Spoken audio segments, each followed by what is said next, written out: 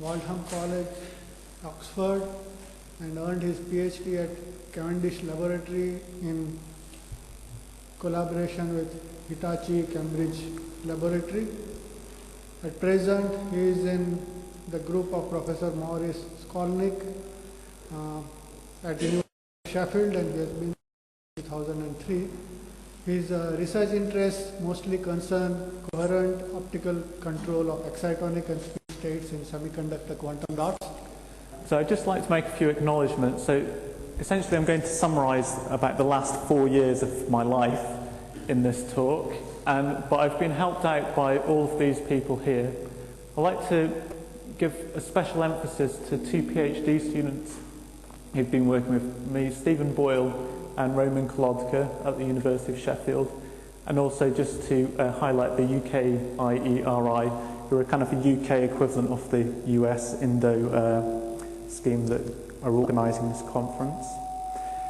So I'm quite fortunate in that Ruth has already given a very excellent presentation introducing semiconductor quantum dots. And this talk is going to be much more focused on the coherent control of the excitonic and spin states of these quantum dots. So what I'm going to be talking about is using picosecond laser pulses to manipulate the excitonic and spin states, which we can think of as qubits. So on the one hand, you could think of this as being kind of doing atomic physics in a semiconductor system, or you could look at it as a way of we're developing the tools in order to do quantum logic operations. Now, the talk is going to be organised more along the line of a series of short stories, and I'm going to start by giving a bit of an introduction to semiconductor quantum dots. Then I'm going to present a scheme that we've demonstrated showing some evidence for a kind of 2 excitonic qubit conditional logic operation. Then I'll present a scheme which shows how to prepare, control, and detect a single Hall spin. And then later I will discuss some evidence for excitonic dress states in a single quantum dot. And then later on I will discuss an effect called intensity damping, which is basically a decoherence process which limits the fidelity of the gates. Okay, so quantum dots are artificial atoms. So our dots are grown by molecular beam epitaxy. So what we basically have is a gallium arsenide, and we're growing the crystal atomic layer by atomic layer. And so what happens is you have your gallium arsenide, and then you start to deposit indium gallium arsenide on here. Now, because there is a lattice mismatch between gallium arsenide and indium gallium arsenide, you can only grow a certain thickness of indium gallium arsenide before the strain buildup is so large that the material relaxes to release this strain and forms these small nanoscale islands, which are quantum dots. And then you basically put a gallium arsenide layer on top to just seal off the dots. Now, they kind of look a bit like this. So this is a cross-sectional STM image of a stack of quantum dots. And you basically have this kind of, these lumps of indium gallium arsenide embedded in gallium arsenide. And these sit on a so-called wetting layer, which is effectively a kind of a thin quantum well of indium gallium arsenide. And the point here is that indium arsenide has a different band gap to gallium arsenide. So this forms a nanoscale potential well in which you can trap electron states. And so the basic idea is we have a valence band and a conduction band, and if we excite with a photon of the correct energy, then we'll create an electron Hall pair in a dot. And these, because of the nanoscale confinement, we have quantized energy levels. So these occur at discrete energy levels. Now, the other point to make here is that the confinement gives the quantum dot levels a different energy level compared with the bulk semiconducting material. So you have an energetic isolation of these states from the rest of the material. And so what we have is a system with discrete energy levels, which is energetically isolated, and that is exactly like an atom.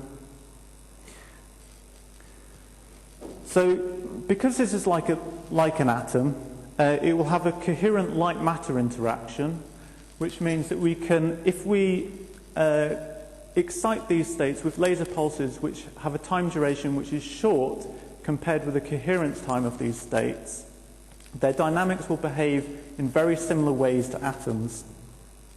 So we've developed a kind of a photocurrent measurement technique for studying a single quantum dot. Now, in the previous talk, the work on nuclear spins was on ensembles of dots.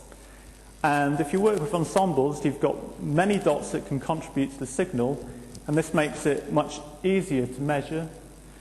Now, if you're looking at a single dot, you have to have a very aggressive measurement technique to be able to detect the state. So we use this photocurrent technique. The basic idea is that we grow a low density of quantum dots, which are embedded in the intrinsic region of an Ni Schottky diode, which is basically a photodiode structure. Now, the idea is I'll have a sequence of laser pulses, and I will excite close to resonance with the excitonic transitions, and I will create electron hole pairs in the dot. Now, because I apply an electric field, the electron hole will tunnel from the dot, and I can detect that as a change in the photocurrent. And so then, for example, if I take a laser and I change the laser frequency, actually there's a better thing on here. So here, this is a kind of a typical photocurrent spectra for exciting with a single laser pulse. Now, the photocurrent is proportional to the final number of excitons created in the dot. And we're taking a laser pulse, which has a Gaussian pulse spectrum, and we're just tuning the center frequency through that resonance. And then we get a rise in the photocurrent, and we get a spectrum which basically it's a bit like an absorption spectrum, and you can understand the shape in terms of this is just the pulse spectrum of the laser pulse. And that's because we're using a laser pulse whose spectral width is quite large compared with the line width of the quantum dot. So here the pulse is about 20 picoseconds in time duration, which corresponds to about 0.2 millielectron volts spectral bandwidth. Now, the first thing that I can do is I can see if I can observe a Rabi oscillation. Now, Rabi oscillation is a coherent rotation between the lower and upper states of a two-level system and forms the basis of a single qubit gate. So here's an example of a Rabi oscillation that we've measured. So what we do in this measurement is we take our laser and we tune it on resonance with the neutral exciton transition. Now, the neutral exciton transition basically consists of a crystal ground state in which we have no carriers in the quantum dot, and an exciton state where we have one electron hole pair in the dot.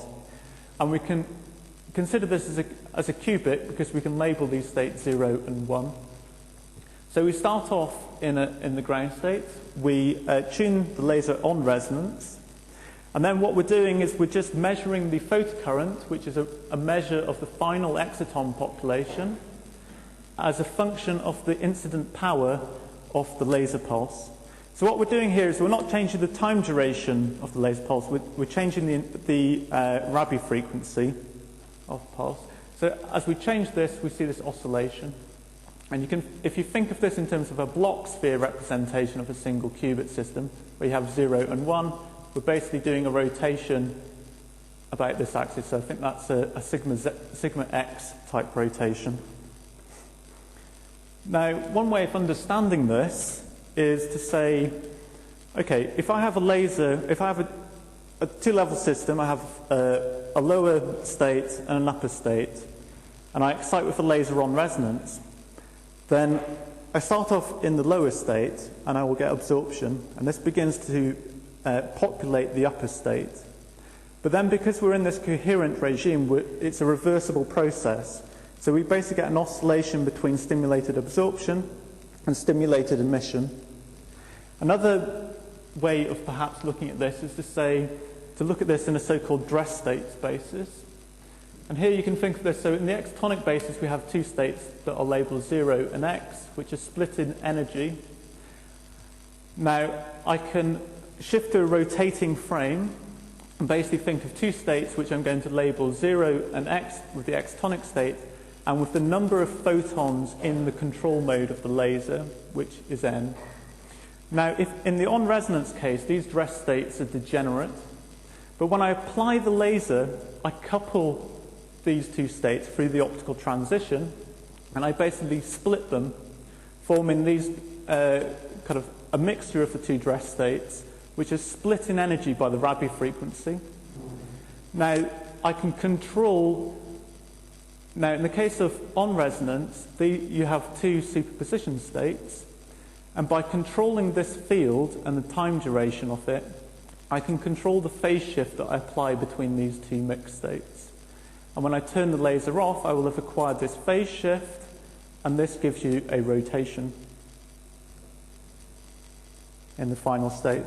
And this is in terms of theta, which is the so-called pulse area, and that's proportional to the time integral of the Rabi frequency, which in turn is proportional to the optical dipole strength multiplied by the electric field strength of the driving pulse.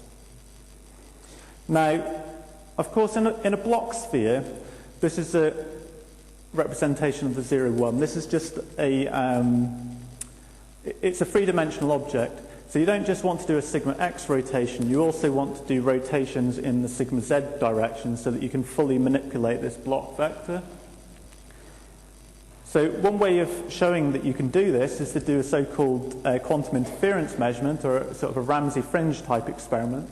And here what we do is just to backtrack a little bit. Oh, sorry. Hit the wrong button, I'm afraid.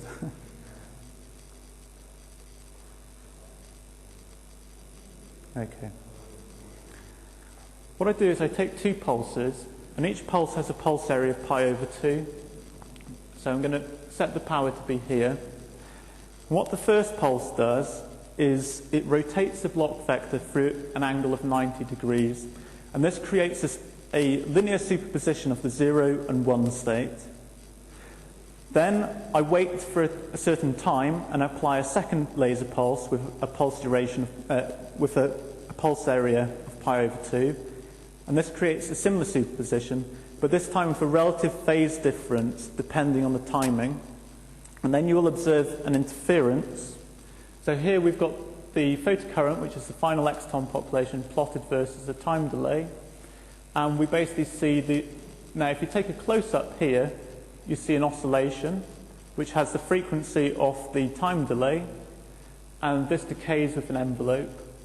And this envelope gives you a way of measuring the T2 time. Now what you'll notice here is that the T2 time, the coherence time, is very short for these excitons. And the reason for that is that we're applying this strong electric field, and the electron tunnels from the dot, and that destroys the exciton. So this coherence time is limited by the electron tunneling rate, and that's okay. So it's quite short. Maybe. So I suppose the first thing to say is that quantum dots have a coherent light matter interaction, and they behave in many ways very similarly to an atom. We've been able to observe Rabi rotations and also quantum interference, which shows that we can manipulate a single qubit. The downside is that the excitons are not very good qubits because A, the radiative lifetime limits the coherence time to about a nanosecond, which is quite short. So even though you can do manipulation on, say, a 10 picosecond timescale, that still intrinsically limits how many operations you can do. And also the measurement technique that we're using, this photocurrent technique, we're kind of deliberately dephasing the dot so that we can detect something. Okay, but what we can do is we can extend this system to look at a 2-qubit case. Now, this work in a sense is a repeat of some work done by Lee et al. That was published in 2003, except they were working on a different type of dot, a gallium arsenide interface dot, whereas this work is on an indium gallium arsenide dot, which and indium gallium arsenide dots are probably more interesting as a long-term prospect because the quality of the dots is just higher. So we can think of a 2-qubit system where we label the qubit states with the spin of the exciton. So we can have a ground state which we'll label 0, 0, so that's no excitons in the quantum dot. 0, 1 is 1 exciton of spin up, and 1, 0 is 1 exciton spin down. And then we can have a bi-exciton state, so we have 2 excitons of opposite spin, and we can label that 1, 1. And we can individually address each of these transitions through polarization selection rules and also an energetic shift called the bi-exciton binding energy. And this is an energetic shift because you've got a different Coulomb interaction strength for having 2 excitons or 1 exciton. So then you can think of this, so in order to do, say, a conditional rotation gate, if you can apply a pi pulse to this transition here, then that will give you a C0 gate, because you will only rotate from this state, you will only invert the state if you are here. So if you're in any other state, the laser pulse will not do anything. But if you're in the 0, 1 state, you will rotate into 1, 1. And if you're in the 1, 1 state, you'll rotate into 0, 1. So what we have is a setup where we have 2 laser pulses that we can delay in time, and we can independently tune the wavelengths. Now, if we focus first of all on this blue curve here, what we have is just a single laser pulse on our sample, and we're just measuring a photocurrent spectrum by scanning the laser frequency through the excitonic transition.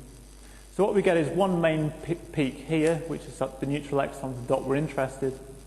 And also we get a few smaller peaks due to other dots which are present in our sample.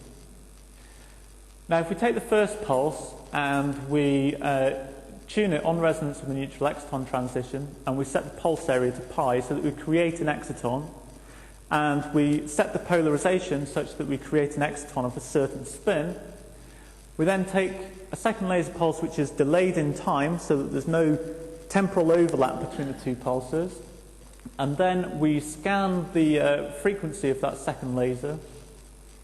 Now, if we have, let's see, so if we have the cross-polarized pulses, then what happens is we basically just scan through the laser, nothing much changes, and basically we just get a flat signal. And the reason for this is that we have created an exciton of 1 spin, and we're addressing it with polarization which does not couple to that spin, so there's no absorption. Now if we take a look at the cross-polarized case, we get this additional peak here, and this corresponds to the exciton to bi-exciton transition. And we can tune this through here. So the main point here is that we can detect an exciton, the bi-exciton state. Now, if I take my laser and I tune it to here, I can then measure a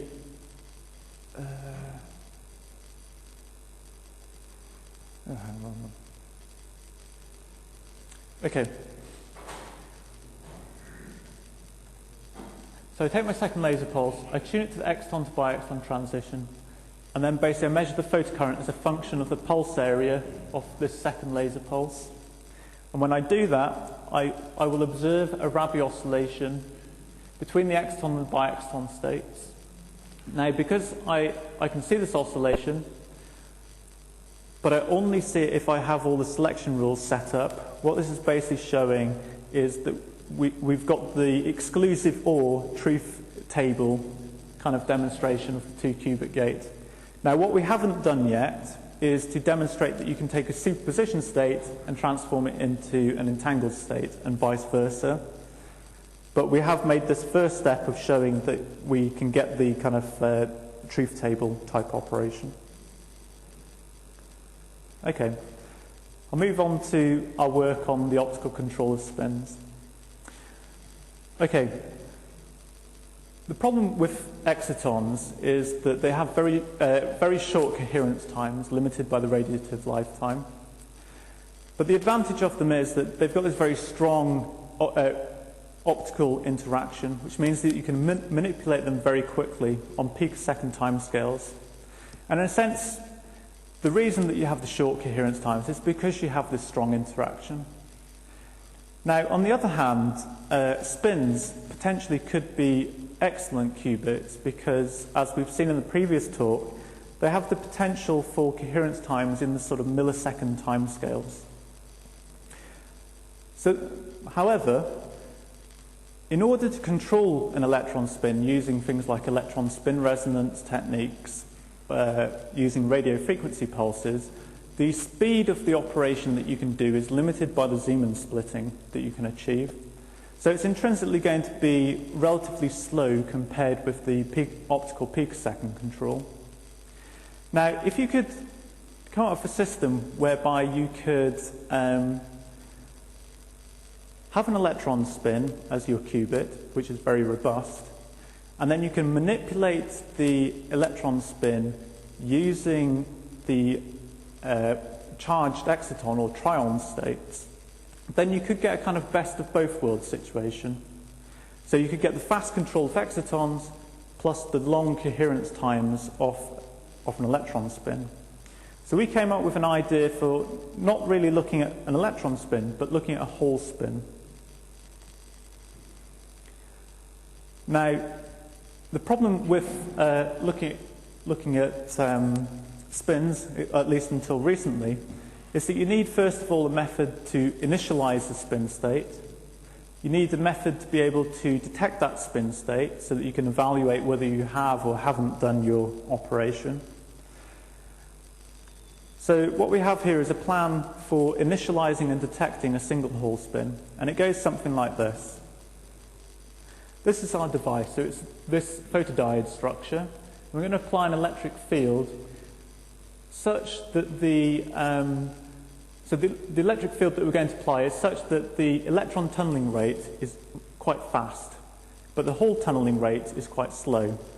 And you can achieve these very different tunneling rates because the electron and the Hall have very different effective masses. So then the plan is we use a laser pulse which has a pulse area of pi and has circular polarization, and this prepares a neutral exciton state in the quantum dot. Now, if the electron tunneling rate is fast compared with the exciton fine structure splitting, so that's an energy splitting between the exciton spin states due to the electron-Hall exchange interaction, then the electron will tunnel out of the dot and leave the Hall in a spin state determined by this laser pulse here.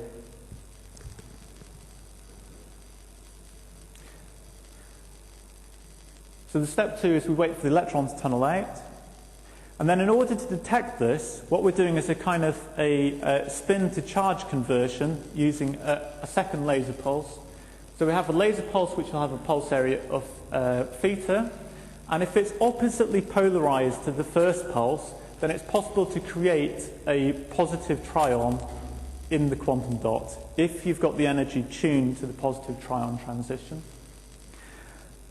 However, if we have the co-circularly polarized case, then there will be no absorption here due to Pauli exclusion principle, because that would require us to create two Halls of the same spin. Now, if we create these additional carriers, they will eventually tunnel from the dot, and we will detect this as a change in photocurrent. So what this gives us is a way of detecting a single Hall spin electrically. The experiment is very similar to the previous work in that we've got two laser pulses that we can independently tune. So we take the first pulse. So if we have one pulse only, we just measure this single peak due to the neutral exciton transition in our absorption spectrum. We take the first pulse and we tune it on resonance to this peak here. And then we take our second laser and we just tune it through the resonance. Now in the case of co-circular polarization, what we find is we get the high signal due to we've already created one exciton. And then we get this dip here on resonance to the neutral exciton transition. This is because I've got two pi pulses of the same polarization, and they basically combine to act like a 2 pi pulse, which is going to bring the exciton population back down again. However, there's no further features in this spectrum.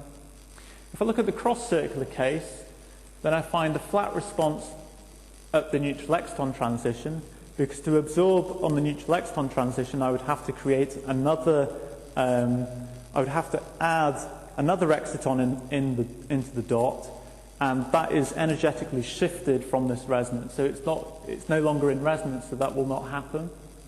But I see this additional feature here, and this is due to the positive exciton transition. And as we increase the time delay between the two pulses, we see this feature grow.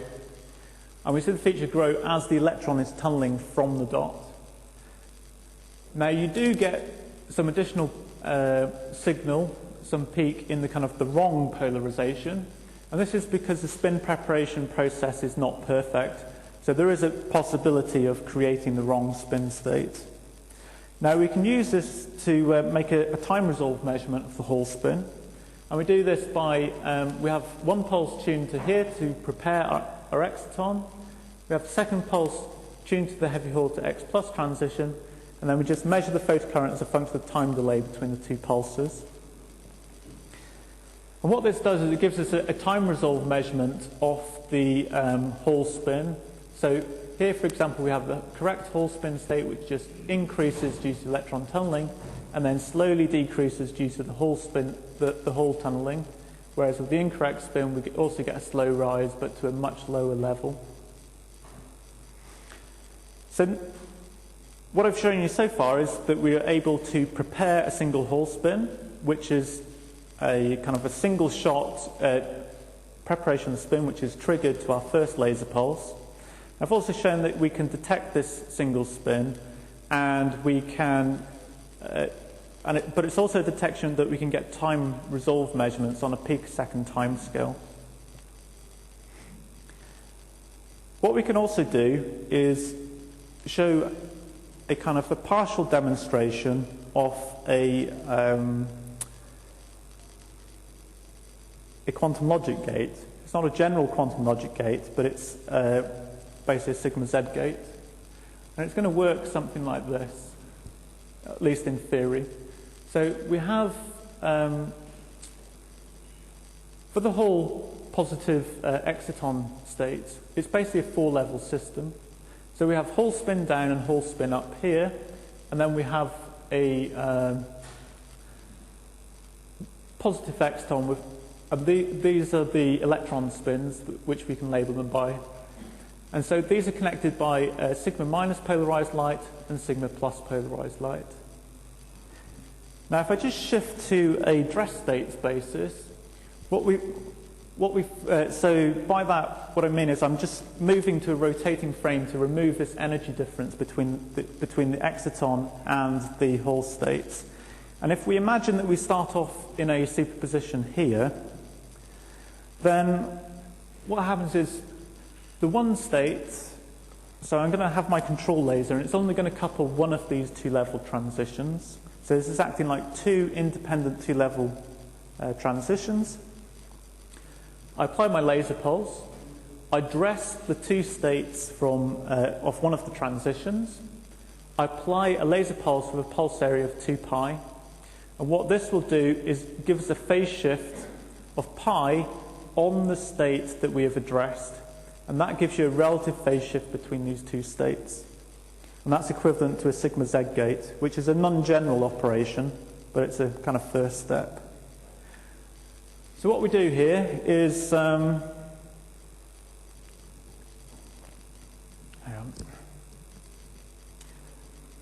we have two laser pulses.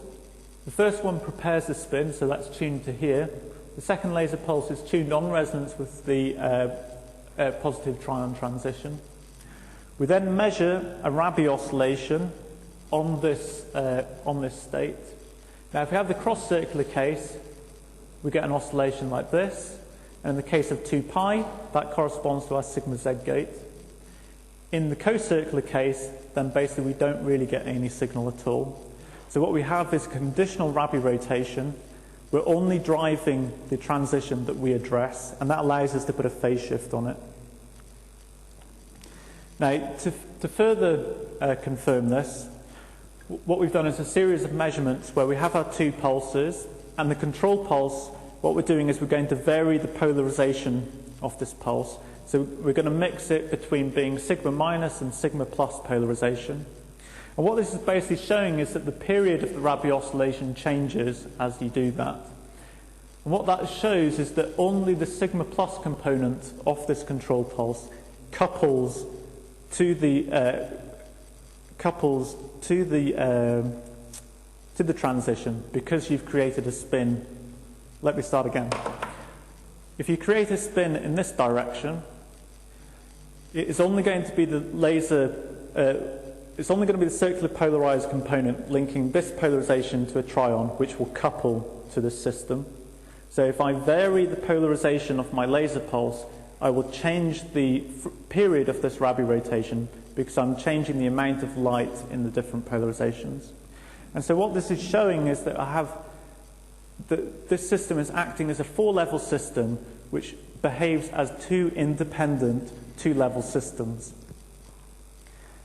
So just to summarize, what we have done is we've come up with a scheme to prepare and detect a single Hall spin. I've presented the first observation of a conditional Rabi rotation of a charged exciton. And this is important because it shows that these transitions have atom-like behavior. And if they have atom-like behavior, that says that it's possible to do full optical control of the spin states. We've shown the case that, now in the case of the 2-pi pulse, this should in principle give you a phase flip, which is basically a sigma Z gate on a spin.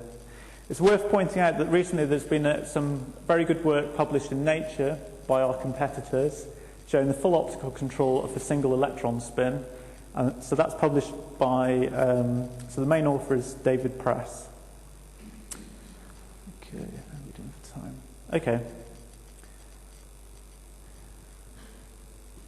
Okay, so part 4. I'm going to talk about some direct observations of excitonic dress states in a single semiconductor quantum dot, and more specifically the beating between these states. What we have here is a four-level system which basically is the exciton by exciton system. And this consists of our crystal ground state, which is no excitons in quantum dot, and we have two exciton states which are split by a fine structure splitting due to the electron-hole exchange interaction. And these have opposite polarizations. And then we have a bi-exciton state. Now, if I take two laser pulses and I overlap them in time, and I take a very strong laser connecting one of the exciton transitions to one of the bi-exciton transitions, then what I will do is I will couple these states very strongly. And what will happen there is I will split the states with the Rabi frequency of this control pulse. And then if I take a second laser pulse, I can probe this transition here, and I can observe this Rabi splitting between of this state here. And this is a so-called Ortler-Townes doublet. So here's the experimental data showing this. So this is a grayscale plot where black is the high photocurrent and white is low photocurrent. So what we're doing is we're changing the pulse area of the control pulse, and then we're just measuring the photocurrent spectra as a function. So we're just scanning the frequency of the probe laser through the exciton transition. What we observe is a splitting which increases as we increase the pulse area, and that splitting is proportional to the Rabi frequency. And here this is a theoretical simulation of the same, and we get very good agreement between experiment and theory. Now, maybe just to backtrack a little bit. So if we take a look at this four-level system in a so-called dress state spaces, where basically we're going to label the excitonic states and the number of photons in the control mode, then what the predominant effect is that we have two states which are split in energy by the detuning of this laser pulse from the exciton to bi-exciton transition. When I apply this control pulse, that couples these two states, resulting in two mixed states, alpha and beta, which is split by an effective Rabi frequency, which is the square root of the Rabi frequency squared plus the detuning squared. And then when I have the probe from the 0 to n, I will basically observe this doublet, this Ortler-Townes doublet. So the next thing we want to see is if we change the detuning of this control pulse, can we see the anti-crossing behavior between these two dress states, showing that we've been able to form these mixed states. So what we have here, again, it's a grayscale plot. So we're fixing the detuning, the control pulse, and then we're measuring the photocurrent as a function of the frequency of the probe. And when we do that, we observe this splitting, but we see a splitting which changes as we change the control pulse. So you'll see this anti-crossing behavior. Now the green lines are basically showing here where the neutral exciton transition is, and here where you get a two photon absorption which directly creates a biexciton state. So this is where the sum of these two pulses adds up to the biexciton energy. So you'll see that. So anyway, so you've got the anti-crossing behavior showing that you can create these two mixed states. Now in our system, unlike previous people, we can look at this in the time domain as well as frequency domain. So here we do a set of measurements where we have the two control pulses are, we're basically changing the time delay between them. So here we have zero detuning, and if we measure a series of spectra for different time delays, we get this eye kind of shape. And what's basically happening here is that the time duration of our laser pulse is 20 picoseconds, and it's got a Gaussian pulse shape. And what we're seeing is that the Rabi splitting is following the envelope of the control laser. And if we change the detuning, then we see that, again, we get a different type of splitting, but it's just following the control laser. And what this is showing is that we can control the mixture, the admixture of these dress states on a picosecond timescale. And this is a kind of ingredients for looking at kind of adiabatic control schemes where you, rather than creating a superposition of dress states that you then see beat to give you a Rabi rotation, you're going to manipulate the admixture of the dress states so that you get a coherent evolution from one state to another, but always staying in some sort of eigenstate. So as an additional measurement, what we'd like to do is to observe the dress states, but since we can do this in the time domain, is to look at is to create a superposition of the dress states and to observe the beating between that. Or in other words, to do a time-resolved measurement of the Rabi oscillation. So a measurement scheme is like this. So we have a control laser, which is spectrally narrow, and that's very long in time duration. And then we have a probe pulse, which is short in time, but spectrally broad. So you can interpret, and what we're going to do is we're just going to measure the photocurrent as a function of the time delay between these two pulses. So what we're doing here is we're kind of, okay, one way of thinking of this is to say this has a pulse area of pi. And if you consider this to be a delta function, at a certain time I create an exciton. When I create that exciton, I then start to oscillate between these two states in the Rabi oscillation. And by controlling this time delay, I basically control when I kind of gate the control field. So I'm determining for how long the control field is active. Another way to look at this is to say that this control pulse is dressing the two states. So we form a superposition state, and I excite it with a probe pulse which is spectrally broad compared with the splitting between these two states. So I create a superposition of the two dress states, and they beat. And I can control the time for which they beat by controlling the time delay between these two pulses. So here's the experimental data. Now, if you just imagine what's going on in a Rabi oscillation in time for different pulse areas, this is pretty much what you get. So for a pi pulse, we basically just see the laser comes on and we go from the exciton to the biexciton state, and then we get a slow decay due to the biexciton relaxation. For 1.5 pi, we go up and then down. 2 pi, we go up and down further. For 2.5 pi, we go up, down, and up again. So you can see that we've basically, on the block vector, we've gone up, all the way down, and we're going back up again. And so on as you increase to 3 pi and 3.5 pi. Now, as you go up to very high pulse area, this kind of interpretation of this data as a time-resolved Rabi oscillation begins to break down because the control pulse is splitting the two levels so far apart that you're no longer efficiently exciting them with the probe laser. What this results in is a slight dip so that the change in photocurrent goes negative.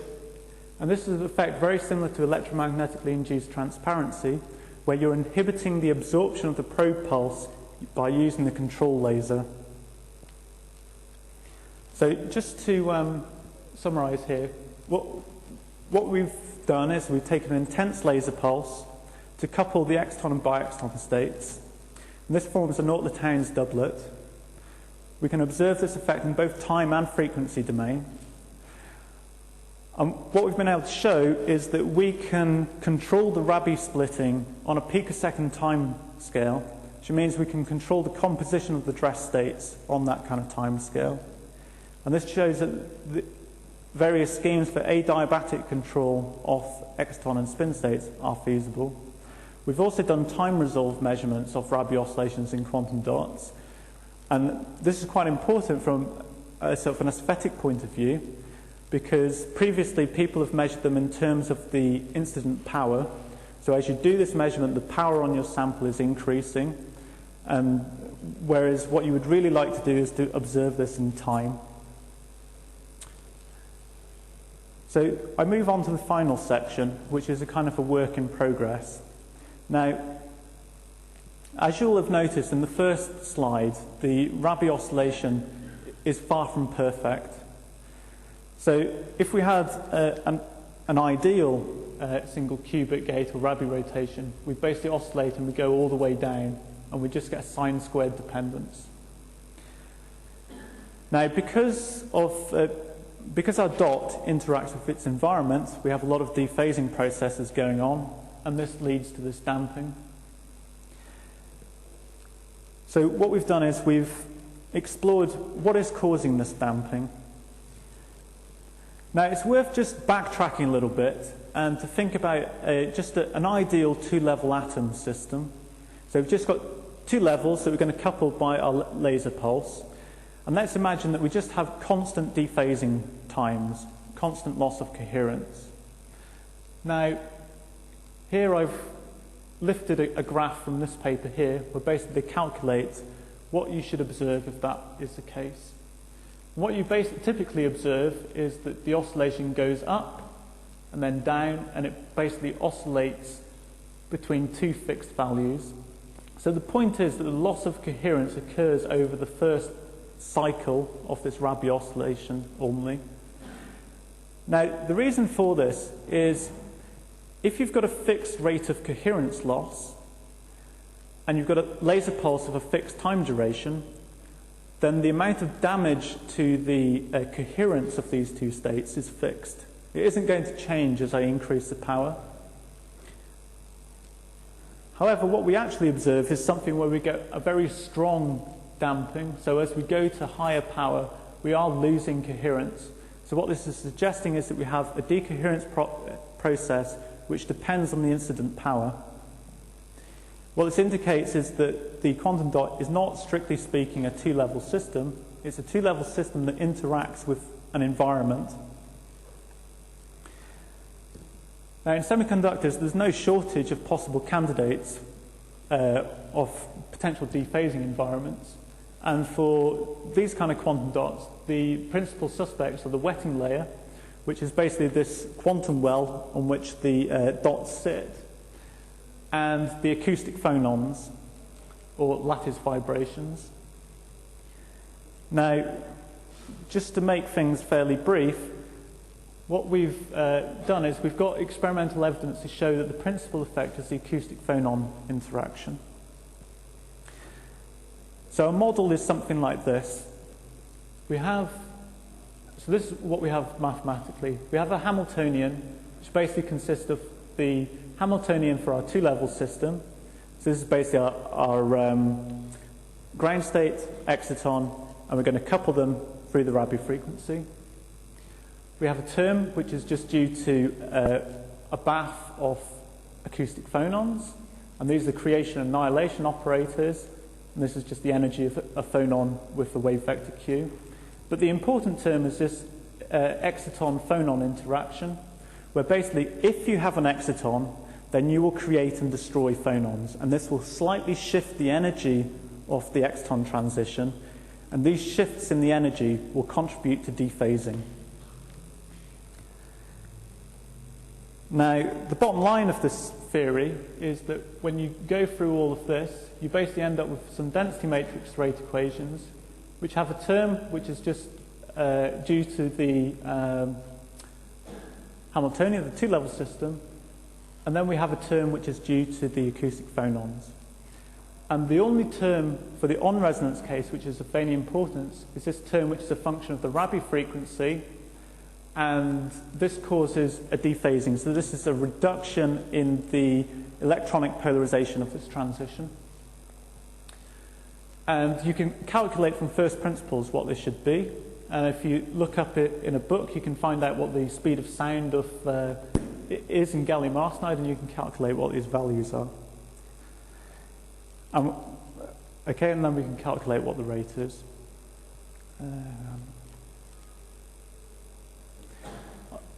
I'll just backtrack to give a more sort of a picture kind of what's going on. Now, the principal interaction is the deformation potential. And what this is if you create charge in the dot, that charge will basically deform the lattice, and that deformation of the lattice will change the band gap of the semiconductor, causing a small shift in the energy, and that's your deformation potential. So when we have this Rabi oscillation, what we're basically doing is we're modulating the charge of the quantum dot at this frequency omega, which is the Rabi frequency. What this means is we're going to modulate the phonons via the deformation potential at this frequency. Now, this phonon bath has a frequency response, which depends on the frequency. And this basically is a combination of the coupling strength, the density of states, and temperature kind of effects. So what you're doing is you're transferring energy from the exciton state to the phonon bath at that frequency. But because the phase space of the phonons is so large, you're going to dissipate that phase information to this vast phase space. So what you have is basically a rate of dephasing which is proportional to this function k of omega at this frequency omega.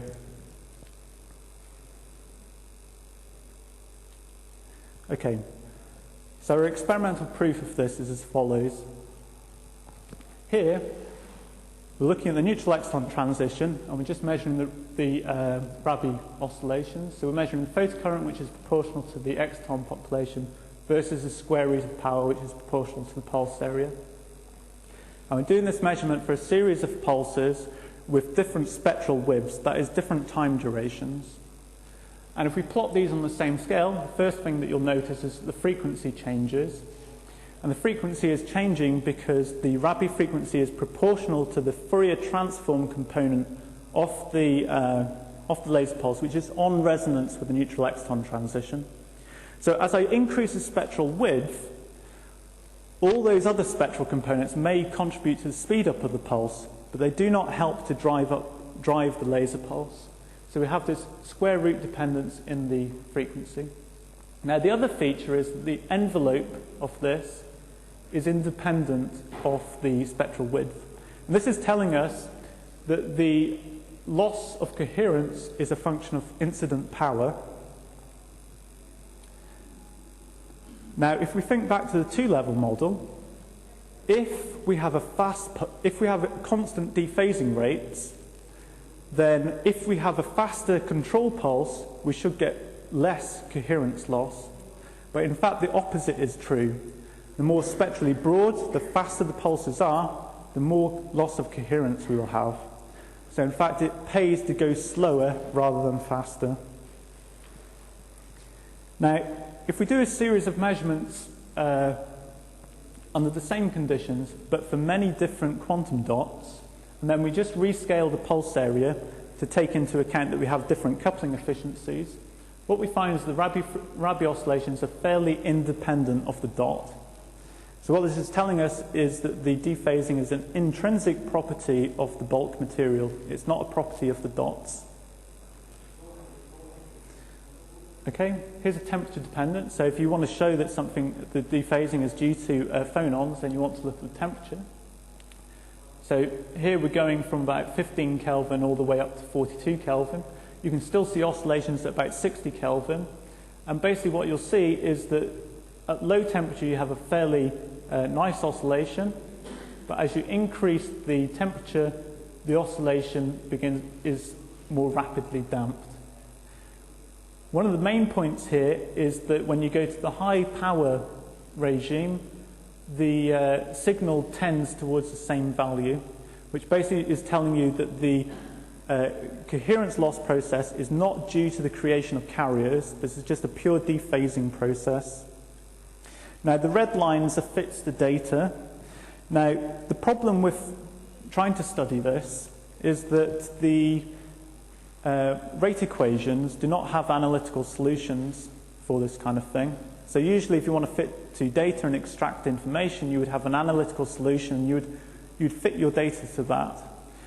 So what we're doing here is we're fitting to a numerical solution of these equations and using a genetic algorithm to find the optimum fitting parameters.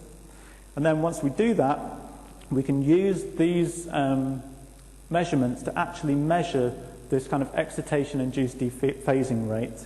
So we have these rate equations, and we have a number of, we reduce the number of parameters down to a minimum. So we have a dephasing rate which has a constant term, and a term which is proportional to the Rabi frequency squared, and there's just a number.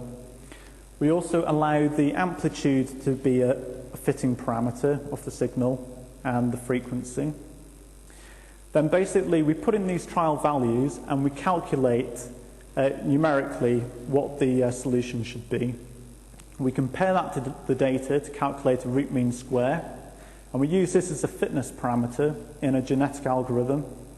And then you basically search for the optimum fitting conditions. And then when you do that, you can extract some data from this. So I've defined this excitation-induced dephasing parameter D2, which is, so this is basically saying that the rate of dephasing is equal to D2 times by the Rabi frequency. So this D2 time is a time, and what we observe is that within experimental error, it is linear with temperature. So that's the first piece of evidence that it is a phonon bath, because if you have a bosonic temperature distribution, then in the high temperature limit, and this is a high temperature limit with respect to the peak Rabi frequency. So the regime that we're looking at is using very slow pulses, so the Rabi frequency is relatively weak compared with the temperature. Now, we can then take this and we can fit and we can get a gradient, and the gradient we measure is, it's up here, so it's 14 femtoseconds plus minus 1.5, and that is pretty much in exact agreement with our theory. Although it's probably worth putting in a few caveats here. In theory, we make a lot of approximations, so we're assuming that it's a Markov system, etc. But the end result is very sensitive to the speed of sound, and the speed of sound is not well quoted in the literature. So there's a bit of a variation in what the speed of sound is, which can lead, depending on which value you use, can lead to big changes in this value here. So just to conclude, what we've been able to show in this final study is that one, you can observe Rabi rotations up to quite high temperatures, up to about 60 Kelvin. Two, that in a regime where the Rabi frequency is weak compared with the high temperatures that we're looking at, we can explain the damping using a longitudinal acoustic phonon model in a Markov approximation, so that's assuming there's no memory effects at all. This results in a linear dependence of the excitation-induced dephasing that you can calculate from first principles. This damping is it's a property of the bulk material. So one of the potentially interesting things about this work might be, for example, if you were to take a look at, say, a nitrogen vacancy in diamond, you can probably calculate a similar parameter and you can compare them, and this will tell you whether the excitation-induced dephasing will be better or worse in diamond. It's worth noting that in diamond the speed of sound is about more than twice that in gallium arsenide, and you've got this proportional to the speed of sound to the -5. So that does kind of suggest that diamond should be a very good material for minimizing the excitation-induced dephasing.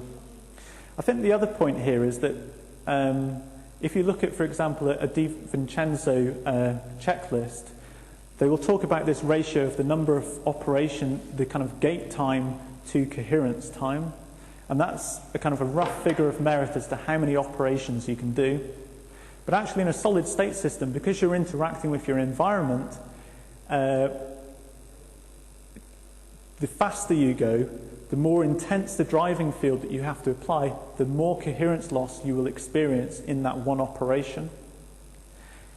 And so you maybe have to take this into consideration when you're designing your logic gates. That is everything. I thank you very much for bearing with me through a very long talk. And these are some references on our recent work in this field. Thanks.